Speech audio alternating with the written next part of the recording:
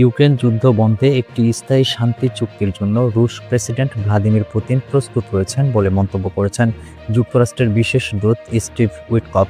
তবে যুক্তরাষ্ট্রের মধ্যস্থতায় এ শান্তি চুক্তির পথটা যে মোটেও মসৃণ নয় সে ইঙ্গিত দিয়েছেন রাশিয়ার পররাষ্ট্রমন্ত্রী সের্গেই লাভরভ।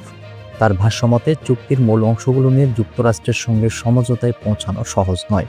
ইউক্রেন যুদ্ধ ৩ বছরের বেশি সময় ধরে চলছে। যুদ্ধ থামাতে ইউক্রেন ও রাশিয়ার সঙ্গে আলোচনা করছে যুক্তরাষ্ট্র।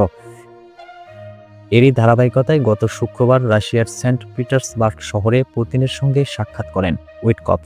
সোমবার সংবাদ মাধ্যম ফক্স নিউজকে দেওয়া সাক্ষাৎকারে তিনি বলেন, সাক্ষাতে পুতিন যে অনুরোধটি করেছেন সেটি হলো স্থায়ীভাবে শান্তি প্রতিষ্ঠা।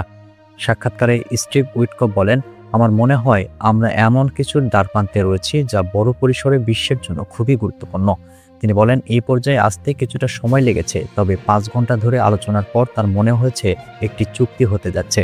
এছাড়া বাণিজ্যিক সুযোগগুলো ব্যবহারের মাধ্যমে যুক্তরাষ্ট্র ও রাশিয়ার সম্পর্কে নতুন করে গঠনের সম্ভাবনা রয়েছে। তবে উইটকফের মতো চুক্তি নিয়ে অতটাও আশার কথা শোনাননি সের্গেই লাভরভ।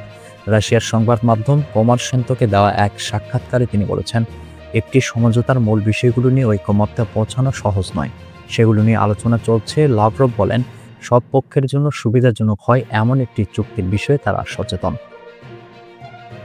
চুক্তি নিয়ে রাশিয়ার অবস্থান ২০২৪ সালে পুতিন স্পষ্ট করেছেন বলে জানান লাভরভ। সে বছরের জুন মাসে পুতিন বলেছিলেন, যুদ্ধ বন্ধের আগে ইউক্রেনকে অবশ্যই পশ্চিমা সামরিক জোট ন্যাটোর সদস্য হওয়ার আকাঙ্ক্ষা বাদ দিতে হবে। আর দেশটিতে রাশিয়ার দখল করা ৪টি অঞ্চল থেকে নিজেদের সেনা সদস্যদের প্রত্যাহার করতে হবে কিয়েভকে।